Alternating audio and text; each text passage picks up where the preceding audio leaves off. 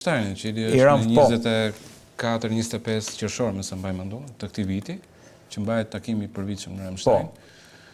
Po ka përshtypjen që do jetë Trump. Domethënë Trump e ka konfirmuar, thjesht do jetë Hegseth në takimin e Ramsteinit. Kështu që sido që të jetë është një ulje e nivelit të delegacionit. Përgjithsisht ata që takohen domethënë aty normalisht kanë mundësi që të marrin vendime që janë në favor të Ukrainës. Ka një shmangje të Shtetet Bashkuara në drejtim dhe unë kam thënë që në fillim domethënë ka një është pak e vështirë që të kuptohet domethënë ç'ne që është kaq zemër mirë po themi Trump. Po pra. Si e lexon këtë? Pa atëre, ja të bëjmë për shembull kur e merr në telefon Trumpi Putinin.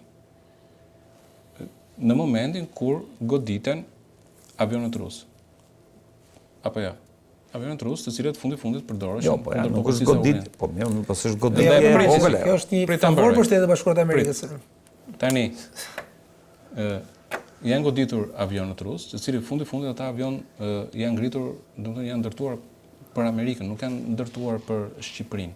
Ata avion bombardues strategjik me raketa bërthamore janë llogaritur për Shtetet Bashkuara të Amerikës, nuk janë ndërtuar për përballjen me Shtetet Bashkuara të Shqipërisë, domethënë, e kupton?